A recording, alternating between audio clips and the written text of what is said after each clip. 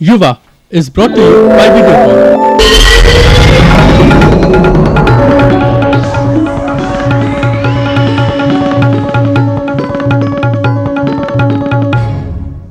हर देश की तरक्की में युवाओं का महत्वपूर्ण योगदान होता है और वो देश की असल पूंजी भी होते हैं। युवा एक ऐसा फोरम है, एक ऐसा जरिया है जो हमारी ये कोशिश होगी कि युवाओं के सपनों और अभिलाषाओं को एक अभिव्यक्ति प्रदान कर सके। इस कार्यक्रम के जरिए हम आपको मिलवाएंगे ऐसे सफल युवाओं से जो कि हमारी युवा पीढ़ी के लिए प्रेरणा है। युवाओं से संबंधित मुद्दों पर चर्चा करेंगे अपने सेगमेंट प्रश्न में और पथ के द्वारा हम युवाओं को अपना करियर चुनने में मदद करेंगे। युवा में आप सभी का स्वागत है। मैं हूं सिद्धार्थ कन्नन। सबसे पहले देखिए जरूरी जानकारी और खबरें। सानिया मिर्जा टाइम मैगजीन के कवर पेज पर आने वाली पहली भारतीय महिला खिलाड़ी बनी। वे इस पत्रिका की वर्ष 2005 के एशियाई नायकों की सूची में भी शामिल। ताज वर्ष के समापन के उपलक्ष्य में उड़ीसा के कलाकार सुदर्शन पटनायक 3 दिन के लिए यमुना की रेत से काला ताजमहल बनाएंगे। नासा ने घोषणा की कि वर्ष 2020 तक वो अपने नए स्पेस शटल में अंतरिक्ष यात्रियों को चांद पर भेजेगा। राष्ट्रपति डॉक्टर एपीजे अब्दुल कलाम ने मुंबई, चेन्नई और कोलकाता में लाइव सैटेलाइट फीड के जरिए वर्चुअल यूनिवर्सिटी प्रोग्राम का उद्घाटन किया। टाटा स्टील के तेजस्विनी प्रोजेक्ट के जरिए 23 आम महिलाएं हेवी ड्यूटी मशीनरी और वाहनों की ऑपरेटर और ड्राइवर बनी। और सुप्रसिद्ध लेखक अर्न्स्ट हेमिंगवे का आखिरी उपन्यास अंडर किलिमंजारो उनकी मृत्यु के 44 वर्ष बाद इस माह बाजार में उपलब्ध होगा। युवा में हर हफ्ते हम आपको मिलवाएंगे कुछ ऐसी हस्तियों से जिन्होंने अपनी मेहनत, आत्मविश्वास और योग्यता से सफलता की ऊंचाइयों को छुआ है। आइए मिलते हैं एक युवा राजनीतिज्ञ से जो एक सक्सेसफुल इंडस्ट्रियलिस्ट भी हैं। हमारे संवाददाता दिग्विजय सिंह ने जाना कि ये एक चैंपियन निशानेबाज होने के साथ साथ पोलो में भी रुचि रखते हैं और हाल ही में इन्होंने एक जनहित याचिका दायर कर हर भारतीय को हर समय सहसम्मान तिरंगा फहराने का अधिकार दिलवाया है। तो आइए मिलते हैं यूथ आइकॉन नवीन जिंदल से। जिंदल जी, आपका स्वागत है। Thank you. आप इन तीनों चीजों में किसे सबसे ज्यादा एंजॉय करते हैं, राजनीति को, खेल को या फिर अपने व्यवसाय को? देखिए, जिस समय मैं जो काम कर रहा होता हूँ मैं उसको एंजॉय करता हूँ। अब आप पूछें कि सबसे ज़्यादा समय किस में लगता है, तो मैं समझता हूँ सबसे ज़्यादा समय मेरे ख्याल से मेरा 70% समय जो है वो राजनीति में लगता है। भारत आज एक युवा देश के रूप में गिना जाता है। ऐसे माहौल में युवाओं की ऊर्जा को किस प्रकार से उपयोग में लाया जाए? ये आपने बहुत अच्छा सवाल किया, क्योंकि आज हमारे देश में 70% जनसंख्या 35 वर्ष से कम है। तो इसको कहेंगे हम फेवरेबल डेमोग्राफिक प्रोफाइल। लेकिन ये जो स्थिति है ये हमेशा के लिए नहीं है। ये स्थिति रहेगी 2025 तक। 2025 के बाद हमारे देश की भी एक बहुत बड़ी जनसंख्या जो है वो बुजुर्ग हो जाएगी। और इतिहास इस बात का गवाह है कि जिस जिस देश ने तरक्की की, उस देश ने तरक्की उस समय की जब उनके युवाओं की संख्या सबसे अधिक थी। आज आपकी वजह से देश का आम नागरिक अपने घर के ऊपर तिरंगा गर्व फहरा सकता है। इसके पीछे क्या बात थी? 1990 में अमेरिका पढ़ने के लिए गया तो मैंने देखा कि अमेरिका के अंदर हर घर ने अमेरिका का झंडा लगा रखा था। तो उन्हें देख करके मुझे लगा कि जब ये लोग अपने राष्ट्रीय ध्वज से इतने प्रेरित होते हैं, इतने गर्व से अपने राष्ट्रीय ध्वज लगाते हैं, तो क्यों ना मैं भी अपने देश का झंडा लगाऊं। उस समय वहाँ पर अमेरिका के अंदर मैं अपनी यूनिवर्सिटी का प्रेसिडेंट था। तब एक अमेरिकन दोस्त ने मुझे एक भारत का झंडा मुझे भेंट किया। और जब मैंने उस भारत के झंडे को देखा, हाथ में लिया, तो जिस खुशी का, जिस प्रेरणा का मैंने अनुभव किया वो बताना मेरे लिए बहुत मुश्किल है, लेकिन हर व्यक्ति मैं समझता हूँ कि उसको अनुभव कर सकता है। जिंदगी में युवावस्था क्या मायने रखती है? देखिए, युवा अवस्था जो है मैं समझता हूँ कि व्यक्ति के सबसे अच्छे जो साल होते हैं वो जब वो युवा होता है, क्योंकि युवा में जो है उसमें एनर्जी जो है ज़्यादा रहती है, उसमें ऊर्जा होती है कि वो सोचता है कि भी मैं पानी में भी आग लगा सकता हूँ, मैं कुछ भी करने के लिए मैं सक्षम हूँ। ऐसा कोई वाकया जिसने आपको हमेशा आगे बढ़ने की प्रेरणा दी हो? देखिए, बहुत से ऐसे इंस्टेंसेस होते हैं, लेकिन हमेशा ये तो भावना जो है आदमी के अंदर अंदरूनी होती है कि वो हर चीज़ में एक्सेल करना चाहता है, हर चीज़ में आगे बढ़ना चाहता है। तो मेरे मन में भी है कि अगर खेलों की बात करें तो मुझे लगता है कि मुझे ओलंपिक्स में जाना है, मुझे जो है मुझे वर्ल्ड चैम्पियन बनना है। मुझे अगर आप उद्योग की बात करेंगे, मुझे लगता है कि मुझे अपने काम को और ज़्यादा बढ़ाना है और एक्सपेंशन करनी है, अपनी प्रॉफिटेबिलिटी को और ज़्यादा बढ़ाना है। आज की युवा पीढ़ी को आप क्या संदेश देना चाहेंगे?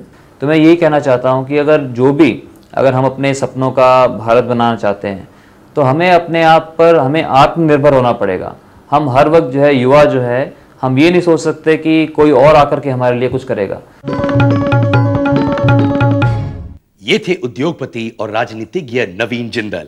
इसी कार्यक्रम के अगले भाग में देखिए फोरम और फैशन डिजाइनिंग को करियर के रूप में कैसे अपनाया जा सकता है, और भी बहुत कुछ, लेकिन एक छोटे से ब्रेक के बाद।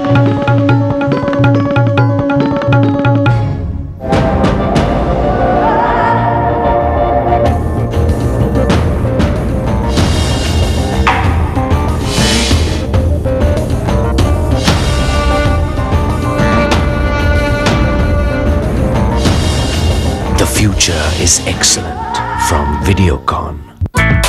Oh, Videocon jump free homes. ना germs, ना धूल, हर सांस एकदम cool. Food all fresh. बिल्कुल ताजा, germs का यारो बचा. आंखों का रखे पूरा ख्याल, टीवी देखो बिना सवाल, कपड़ों की करो जम के धुलाई, germs की तो हो जाए पूरी पिटाई. Oh, Videocon jump free homes.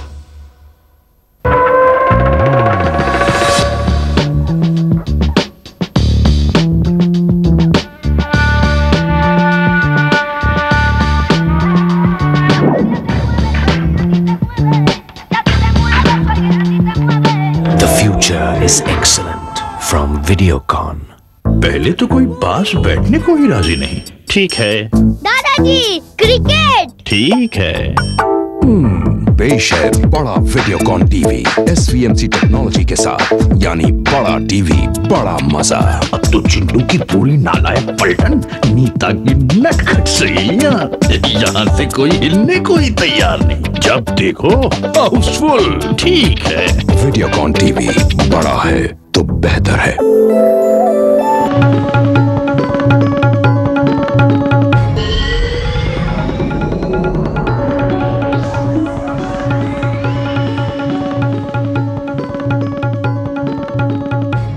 युवा में एक बार फिर आपका स्वागत है। पहनावा देश की सभ्यता और संस्कृति की पहचान है। आजकल कॉलेजों और धार्मिक स्थलों पर ड्रेस कोड की बात चल रही है। यह एक बहस का मुद्दा बन गया है। इस मुद्दे पर चर्चा शुरू करने से पहले जानते हैं आज के युवाओं की राय और देखते हैं हमारी संवाददाता गुंजा खरे की यह रिपोर्ट। हर दौर में समाज के विकास और सुधार में युवाओं का अहम योगदान रहा है। समाज के इस स्वच्छंद और आजाद ख्याल वर्ग का हमेशा से ही नएपन और तरक्की की ओर रुझान रहा है। आजकल की युवा पीढ़ी भी इससे अलग नहीं है। उदारीकरण के बाद आए बदलावों से ये भी अछूते नहीं रहे हैं और मॉडर्नाइजेशन को इन्होंने भी खूब अपनाया है। India is a democratic country, हमें राइट है कि हमें जो चाहिए वो पहने। ड्रेस कोड का इश्यू देखो, जब लोग कॉलेज अटेंड करते हैं तो मिनी स्कर्ट्स या स्लीवलेस कपड़े पहनने पर इतना बैन नहीं होना चाहिए, क्योंकि it doesn't make a difference. It's my personal choice in simple words. ये मेरी लाइफ है। युवाओं और समाज के नजरियों में फर्क की वजह से इनमें टकराव भी होते रहते हैं। किधर कैसा कपड़ा पहनना चाहिए और कैसे तरफ से अपना डिग्निटी रखना चाहिए, ये सोच समझ के करेंगे तो बहुत अच्छा होगा। मुझे लगता है वो सूट होना चाहिए जगह के हिसाब से। अगर वो जगह उस हिसाब से then you can dress in that way. But if you going to a mandir and if you wear a short skirt और समथिंग, तो वो वहाँ पे सूट नहीं होता है। इस मुद्दे पर हमसे चर्चा करने के लिए स्टूडियो में उपस्थित हैं सेंट जेवियर कॉलेज में सोशियोलॉजी के प्रोफेसर माधुरी रायजादा और वर्षा अय्यर, जो कि मुंबई यूनिवर्सिटी से PhD कर रही हैं। Welcome to the show both of you. Madam, आपके अनुसार ड्रेस कोड होना चाहिए कि नहीं? ड्रेस कोड होना बहुत ज़रूरी है, क्योंकि जब हम एक तरीके का ड्रेस पहनते हैं तब उसका एक माहौल तैयार होता है। वो माहौल एक सीरियसनेस जतलाता है, चाहे तुम काम कर रहे हो किसी कंपनी में या किसी कॉलेज में पढ़ रहे हो, जब तुम उस तरीके के कपड़े जो ड्रेस कोड दिया गया है उस हिसाब से अगर तुम आते हो तो वो एक माहौल पैदा होता है जिससे पता चलता है कि ये कोई सीरियस चीज़ है, मजाक करने का कोई मौका है नहीं। वर्षा जी, क्या आप मैडम से सहमत है कि नहीं? बिल्कुल नहीं। रही बात कंपनी की, इन्फोसिस एक ऐसी कंपनी है जिसमें कोई भी ड्रेस कोड नहीं है, जहाँ पे प्रोफेशनल क्रिएटिविटी को देखा गया है और उसका जो इम्पोर्टेंस रखा गया है वहाँ पे। Infosys is only one company, एक ही कंपनी है। ज़्यादातर देखा जाता है कि हर कंपनी में हर जगह पर ड्रेस कोड तो होता ही है, कॉल सेंटर में भी ड्रेस कोड है। एक्चुअली वो लोग तो एक आमने सामने किसी के आते भी नहीं है, but the dress code is there क्योंकि वो एक सीरियसनेस पैदा करता है। मतलब अगर तुमको जैसे कपड़े पहनना चाहो तुम पहन सकते हो। वर्षा, क्या आपको लगता है कि अगर आप स्किम्पी आउटफिट्स पहनकर कॉलेज जाएं तो आपका आउटलुक कॉलेज की ओर, पढ़ाई की ओर कम सीरियस हो जाता है? इस डेमोक्रेटिक नेशन में अगर खुद का एक एक्सप्रेशन नहीं दे सकता तो उसका पर्सनालिटी कैसे होगा, उसके सोशो साइकोलॉजिकल जो उसके विचार होंगे उस पर अगर गौर करके देखा जाए तो अगर जिस इंसान को कपड़े पहनने का, कैसे कपड़े पहनना है वो भी अगर एक कोड्स के रेस्ट्रिक्शंस और उसमें अगर बताया जाएगा तो ऑब्वियसली वो थोड़ा इमेच्योर ही कहलाएगा, या चाहे उसके पर्सनालिटी के बाकी के क्रिएटिवनेस या उसके विचार जो है वो बहुत ही लिमिटेड हो जाएंगे। तो आप रिस्ट्रिक्ट फील करेंगे कॉलेज जाते हुए? बिल्कुल। Do you think it could affect your performance in your education? Not only performance but as a person, as a personality मेरे को लगता है बहुत ही इफेक्ट करेगा। मैडम, मैं इससे सहमत नहीं हूँ क्योंकि मैं मानती हूँ कि इसका और इसका बिल्कुल तालमेल है ही नहीं। तुम जैसे कपड़े पहनते हो इससे तुम्हारे स्टडीज पर इफेक्ट नहीं होता, लेकिन आजू बाजू जो आपके लोग हैं उनको सर्टेनली डिस्ट्रैक्शन होगा। पर और ये गलती तो वो स्टूडेंट की नहीं है ना? जब ये लोग कहते हैं कि हम लोग को फ्रीडम होना चाहिए, हम it's my life, I can do what I want, ये ऐसा नहीं होता है। तुम्हारी जिंदगी से और कितनी जिंदगियां जुड़ी है। क्या आपके माँ बाप आपको अलाउ करते हैं ये कपड़े पहनने के? बहुत बार बच्चे जब कॉलेज को निकलते हैं सुबह, the parents are working late और the parents are sleeping when they are leaving, so they don't know what the children are wearing. और जब ये बच्चे घर से निकलते हैं तो जैकेट वैकेट पहन के निकलते हैं, कॉलेज आकर जैकेट उतार देते हैं, तो माँ बाप को भी पता नहीं रहता है कि ये लोग क्या पहनते हैं। पर ये जो विचार है ये तो ऑब्वियसली उन लोगों का है जो ऐसी लड़कियों को घूरते हैं या देखते हैं, पर उस लड़की का जो मेंटल मेकअप है वो तो पवित्र है। वो पवित्र होगा। I want to make it clear that हम जब ड्रेस कोड की बात करें तो सिर्फ लड़कियों की क्यों, लड़कों को भी ड्रेस कोड होना चाहिए। Look at the hair, look at those earrings, look at the kind of clothes and those pants that they are wearing, that also needs to be checked because if a girl has a dress code, लड़कों को भी dress code होना जरूरी है। हम हर time लड़कियों के बारे में बात क्यों कर रहे हैं? दोनों को ड्रेस कोड होना जरूरी है। वर्षा, जो मैडम कह रही है कि लड़कों को भी ड्रेस कोड होना चाहिए, तो क्या आपके जो लड़के ये शो देख रहे हैं वो खुश होंगे स्टेटमेंट के साथ? बिल्कुल नहीं। मुझे ऐसा लगता है ये ड्रेस कोड का जो इशू अभी उभर के आया है वो सिर्फ एक मीडिया अटेंशन और मीडिया हाइप क्रिएट करने के लिए हुआ है। ड्रेस कोड का इशू 10 साल पहले नहीं था। ये ग्लोबलाइजेशन, मास मीडिया और जो ट्रांजिशन जो हो रहा है इकोनॉमी, सोशल और पॉलिटिकल स्फीयर में भारत के इंडियन सोसाइटी में, कि उसकी वजह से जो ओल्डर जनरेशन है, I am sorry to say that, कि उनको बहुत ही तकलीफ हो रही है कि आज की युवा पीढ़ी क्या चाहती है। उनके कपड़े, रहने का ढंग, इट्स ऑब्वियसली रिस्ट्रिक्टेड। कोई नंगा तो नहीं घूम रहा है, तो उनके जो स्कर्ट्स, मिनीज या लड़के भी अगर लो वेस्ट जीन्स पहन रहे हैं, मेरे को लगता है उससे किसी को दिक्कत नहीं होनी चाहिए। और माँ बाप को पता है, ऑब्वियसली अगर वो कपड़े देने के लिए पैसे देते हैं तो टीवी पे तो देखते हैं, MTV तो साथ में आजकल के माँ बाप भी देखते हैं। तो वर्षा, तो आपको लगता है कि जो ये रूल मेकर्स है, professors, authorities, they haven't changed with times? They haven't. Madam, क्या आपको लगता है कि आप उसी 20 साल पहले की जो टाइम फैक्टर है उसमें आप घुसी हुई हैं, रिस्ट्रिक्ट हुई हैं? नहीं, आई डोंट थिंक सो, क्योंकि 20 साल पहले हम भी कॉलेज में थे, तब हमारे टाइम पर भी ड्रेस कोड तो था नहीं। लेकिन अभी जो हम देखते हैं, आज की जो युवा है, उनको they don't know where to draw the line for freedom. उनको फ्रीडम क्या चीज़ होती है पहनने में, एक्सप्रेशन करने में, वो समझता नहीं है।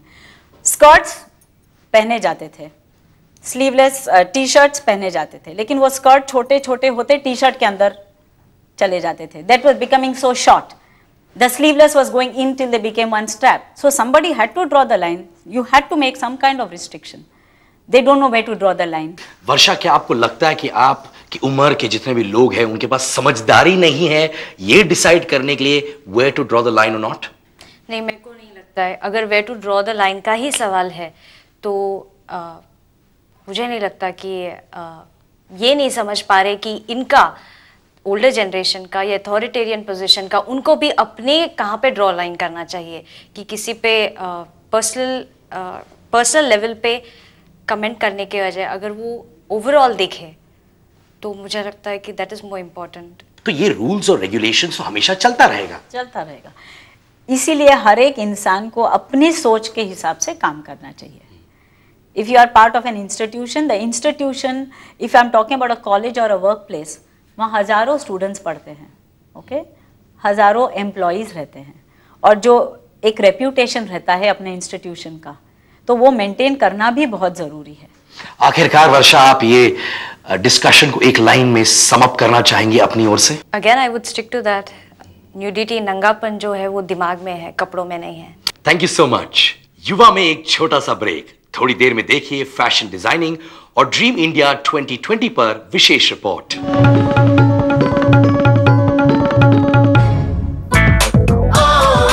Videocon jump free homes. ना germs ना धूल, हर सांस एकदम cool. Food हो fresh, बिल्कुल ताजा, germs का यारो बच गया बाजा। आंखों का रखे पूरा ख्याल, टीवी देखो बिना सवाल, कपड़ों की करो जम के धुलाई, जर्म्स की तो हो जाए पूरी पिटाई। Videocon jump free homes. पहले तो कोई बांस बैठने को ही राजी नहीं। ठीक है दादाजी, क्रिकेट। ठीक है। पेश है बड़ा वीडियोकॉन टीवी SVMC टेक्नोलॉजी के साथ, यानी बड़ा टीवी बड़ा मजा। अब तो चिंटू की पूरी नालायक पलटन नीता की नटखट सैया, यहाँ से कोई हिलने को ही तैयार नहीं। जब देखो हाउसफुल। ठीक है, वीडियोकॉन टीवी बड़ा है तो बेहतर है।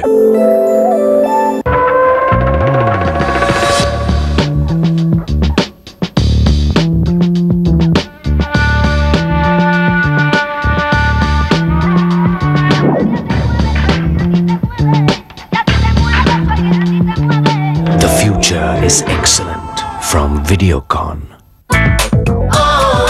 Videocon jump free homes. ना germs ना धूल, हर सांस एकदम cool. Food हो fresh, बिल्कुल ताजा, germs का यारो बच गया बाजा। आंखों का रखे पूरा ख्याल, टीवी देखो बिना सवाल, कपड़ों की करो जम के धुलाई, जर्म्स की तो हो जाए पूरी पिटाई। Videocon jump free homes.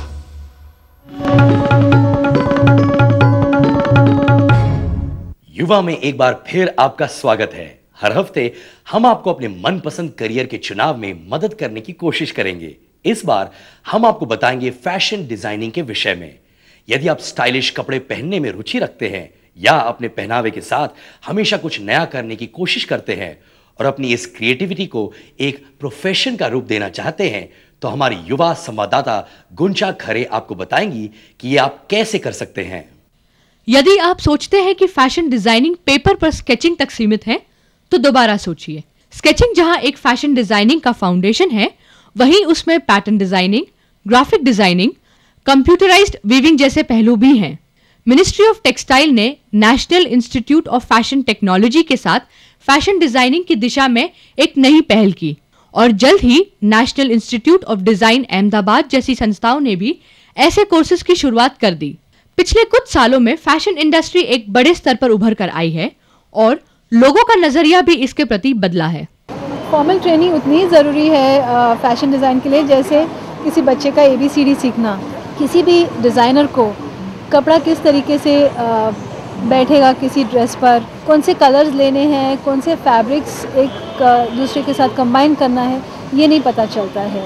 And जो राइट टेक्निक्स है, जो राइट स्टाइलिंग है, वो फैशन डिज़ाइन की फॉर्मल ट्रेनिंग के जरिए ही पता चलेगा। फैशन अमीर और साधन संपन्न के लिए ही एक मुद्दा नहीं है, बल्कि आम आदमी भी इस पर ध्यान देता है। हर उम्र और वर्ग के लोग करंट फैशन के अनुसार अपने लुक्स और पहनावे पर ध्यान देते हैं। इसी जरूरत को मद्देनजर रखते हुए आज देश भर में कई छोटी बड़ी संस्थाएं हैं जो apparel designing, textile designing, jewellery और फुटवेयर डिजाइनिंग जैसे विकल्प प्रदान करती है। आज की तारीख में नियरली 100% प्लेसमेंट्स हुई है हर एक एरिया में, हर एक फील्ड में, चाहे वो फैशन हो, मैन्युफैक्चरिंग हो, मार्केटिंग हो। तो इसलिए जॉब अपॉर्चुनिटीज़ बहुत है। स्टाइलिंग आजकल एक बहुत बड़ा करियर बन गया है, जहाँ पे बड़ी बड़ी हस्तियाँ जो सेलिब्रिटीज़ हैं वो चाहती हैं कि उनके लुक्स और पूरा जो भी उनकी क्लोथिंग है सब एक स्टाइलिस्ट, प्रोफेशनल स्टाइलिस्ट करे। फैशन है स्प्रेड, बहुत स्प्रेड हो गया है, अब स्ट्रीट में नजर आने लगा है, तो डेफिनेटली थोड़ा इंस्पिरेशन बॉलीवुड से है। यदि आप एक सफल फैशन डिजाइनर बनना चाहते हैं तो आपको एक फॉर्मल ट्रेनिंग की आवश्यकता है जो किसी भी बेहतरीन इंस्टीट्यूट में 6 से 3 साल के डिप्लोमा कोर्स के द्वारा प्राप्त की जा सकती है। इस क्षेत्र में आप बतौर ट्रेनी शुरुआत कर सकते हैं, जहां आपको 2000 से 5000 तक का स्टाइपेंड मिलता है। इसके बाद आप एक सफल फैशन डिजाइनर को असिस्ट कर सकते हैं, एक एक्सपोर्ट हाउस को ज्वाइन कर सकते हैं, किसी फैशन हाउस के लिए फ्रीलांस कर सकते हैं या फिर आपका खुद का बुटीक खोल सकते हैं। इट्स न्यू प्रोफेशन, बहुत नया है and it's very media related. So अगर किसी को अच्छा दिखना है तो you make that person look good and it comes on TV and you see your designs, it looks good. 2003 की KPMG रिपोर्ट के अनुसार भारतीय फैशन इंडस्ट्री 180 करोड़ की वर्तमान कुल पूंजी से आने वाले कुछ सालों में 1000 करोड़ की और बढ़त कर सकती है। फैशन डिजाइनिंग एक ऐसा करियर ऑप्शन है जो कि आने वाले कई सालों तक युवाओं को अपनी तरफ आकर्षित करता रहेगा, क्योंकि मार्केट में हमेशा नए स्टाइल और डिजाइन की मांग बरकरार रहेगी। ड्रीम इंडिया 2020 एक छोटी सी शुरुआत है। करीब साल भर पहले 4 युवाओं ने गरीब और सुविधाहीन बच्चों को पढ़ाने का बीड़ा उठाया था। आज यही शुरुआत सिर्फ मुंबई ही नहीं बल्कि देश के कई शहरों में फैल चुकी है। देखिए ड्रीम इंडिया 2020 पर यह विशेष रिपोर्ट। इन आंखों की चमक में बचपन की झलक देखने को मिलती है। नटखट, हंसता खिलखिलाता बचपन, अपार स्फूर्ति और जिज्ञासा से भरा बचपन, जीवन का मानचित्र तलाशता बचपन। मुंबई के अनजाने इलाके में सुविधाओं की कमी से हो सकता था कि यहाँ के बच्चों का बचपन कहीं गुम जाता। शिक्षा ही एक ऐसा माध्यम है जो इन्हें हर चुनौती का सामना करने का हौसला प्रदान करता है। नटराजन रमन और उनके साथी वरुण रंगराजन, विवेक साउ और ईश्वर मूर्ति की भेंट इसलिए इन बच्चों के लिए अमूल्य है। यदि उसके पास नॉलेज नहीं है तो कुछ नहीं कर पाएगा, तो why not start giving them knowledge. बच्चा आगे बनना कुछ चाहता है। आज इन्हीं में से कुछ बच्चों ने आपसे आप पूछिए तो बात पता चले कि वो डॉक्टर बनना चाहते हैं, लेकिन उनको ये नहीं मालूम बनने के लिए क्या बनना है। वो पुलिस में जाना चाहते हैं लेकिन ये नहीं मालूम करना क्या है। तो हम लोग उनको ये चाहते हैं कि जब वो एक चीज़ कुछ सोचते हैं तो उनको एक सही मार्गदर्शन से मिले। नटराजन रमन ने 10 से 15 बच्चों के साथ मुंबई के मारोल इलाके में ड्रीम इंडिया 2020 की नींव रखी और आज वरुण रंगराजन, विवेक साउ और ईश्वर मूर्ति के साथ 100 से भी अधिक स्वयंसेवी करीब 500 बच्चों को मुंबई के अलावा पुणे, हैदराबाद, बैंगलोर और चेन्नई जैसे इलाकों में पढ़ाते हैं। अपने व्यस्त जीवन में से कुछ कीमती पल वे इन बच्चों को अंग्रेजी, गणित और सामान्य ज्ञान की बातें सिखाने में खर्च करते हैं। हम सब इस प्रयास को अपना उत्तरदायित्व समझते हैं, ना कि एक काम। ये बच्चे काफी चंचल हैं। इन बच्चों में कुछ ऐसे हैं जो कि शुरुआत में आपके पास नहीं आते, पर कुछ दिनों में आपको अपना मानने लगते हैं। इनमें एक छोटा बच्चा है जो हमारी गोद में आकर हमसे लड़ता झगड़ता है, तो ऐसा लगता है कि वो हमारा खुद का बच्चा है और हम उसकी तरफ उतना ही प्यार दिखाते हैं जितना कि वो हमारी तरफ। आम्ही तरी तसं होतंय तर आता ही तरी शिकू द्या। हम चाहते हैं कि कम से कम ये बच्चे पढ़ लिख कर कुछ बन जाएं। आपने जो ये प्रयास शुरू किया है वो बहुत अच्छा है। आगे भी आप इनकी इसी तरह जरूरत की चीजों से मदद कीजिए, मुझे बहुत अच्छा लगेगा।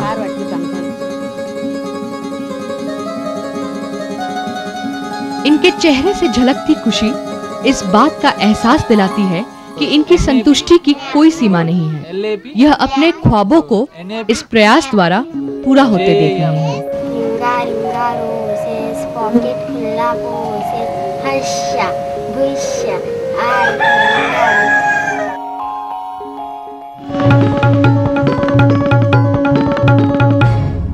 आपको ये कार्यक्रम कैसा लगा हमें लिख भेजिए इस पते पर। युवा the youth forum, 3rd floor, Adeshwar arcade, Andheri Kurla road, Andheri east, Mumbai 400093, India TVC। आप हमें ईमेल भी कर सकते हैं। हमारा ईमेल आईडी है yuva_theyouthforum@yahoo.com। युवा में आज बस इतना ही। अगले हफ्ते इसी दिन इसी समय देखना ना भूलिए युवा, सिर्फ DD न्यूज पर।